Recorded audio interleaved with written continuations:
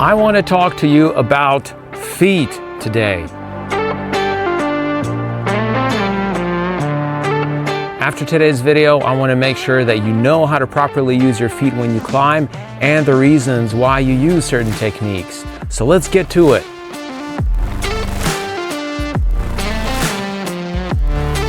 Welcome back to the Boulder Fields. This is Ardian with Enigma Climbing, and today I want to talk to you about how to use your feet when you climb. Last video, I presented you with a concept that I think is very important, and that concept is to understand what your lower body is doing in relation to your upper body. That way we can start making hard climbs easier.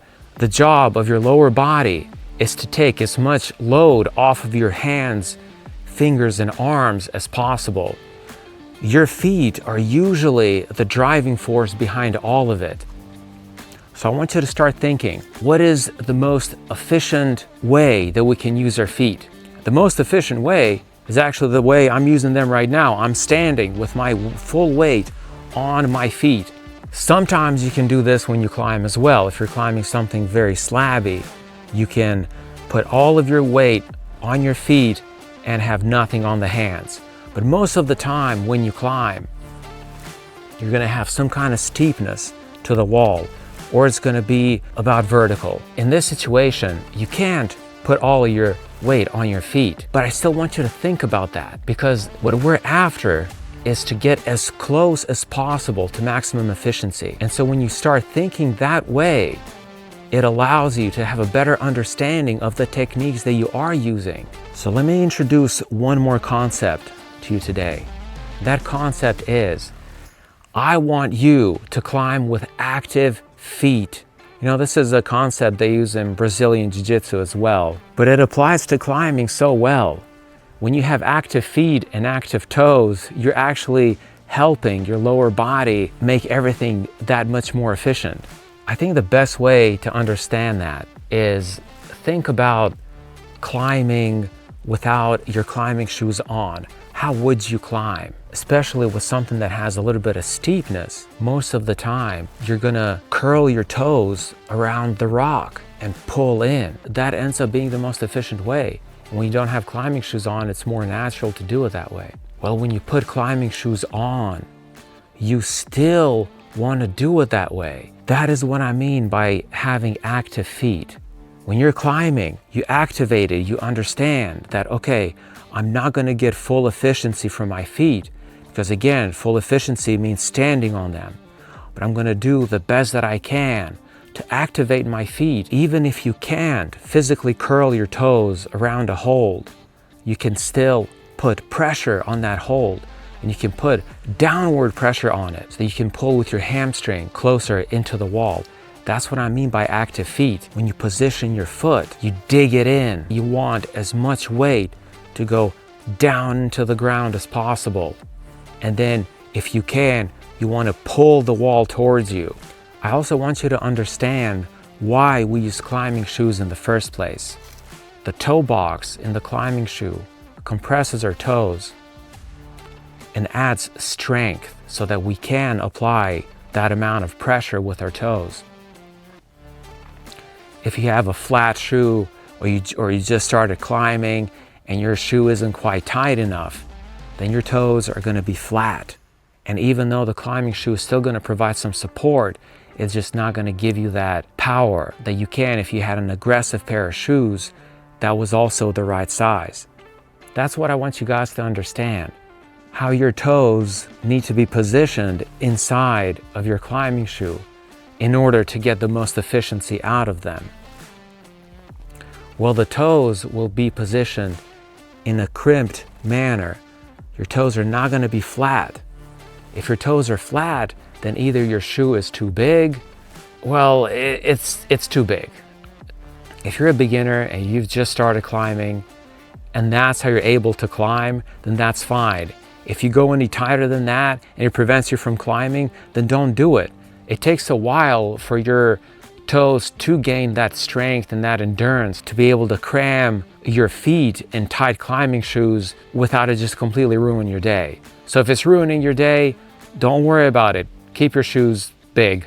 it's fine. When I first started climbing, I had a size 12 climbing shoe. And I think I might have used that size 12 climbing shoe for the first year even. Once you've had enough climbing experience and conditioned your feet enough to withstand these pressures, your toes inside your climbing shoe are going to be crimped. A couple more things I want to say about your feet. When you can, and I'm quite comfortable saying that most of the time you can, when you do a climbing movement, you can initiate the movement from your toes. If you can do that, that's what you need to be doing. And by that I mean that you have active feet. Your feet have purchased with a rock. You're about to move. You initiate movement with your feet.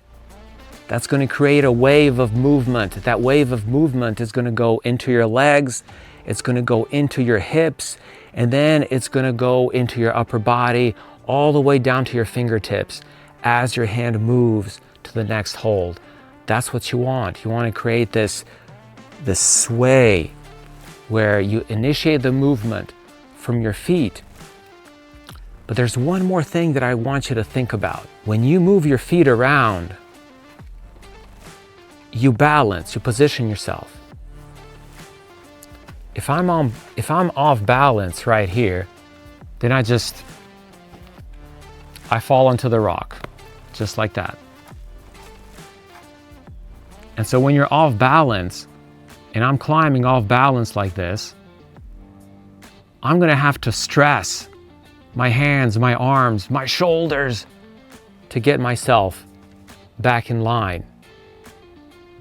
But if I'm like this, my feet can do the same thing. Look, 1, 2, now I'm balanced again. I want you to realize that you gotta move your feet twice in order to set yourself up for the perfect hand movement. Think about that. Most of the time, is it most of the time? Yeah, I'm gonna say it. Most of the time, you wanna have 2 foot movements for every hand movement. Again, if I'm like this off balance, it takes 2 foot movements to put me back. 1, 2, just like that. That's how it is on the wall as well. All right, so what have we talked about so far? Well, going back to that first video, I introduced to you the concept of understanding the purpose that your lower body has in relation to your upper body, which is basically helping and guiding your upper body to do the climbing. We went over that in order for the lower body to accomplish this, you have to climb with active feet, or else you're already putting your lower body in a bad spot. We went over how most of your climbing movement is going to be initiated through your feet, like a wave that goes through your legs and your hips into your upper body. And if your feet are lazy and they're not activated like they're supposed to, it's going to be tough for the rest of your body to accommodate for it. We also went over how important your feet are for balance. That if you're off balance, usually it's going to take you 2 foot movements to position yourself in such a way where you're balanced and efficient in moving your hands. All right, well, that's all I want to talk to you guys about today. Get out there and climb, and I want you to start making your hard climbs feel a lot easier. Peace out. I'm going to try to do the same thing.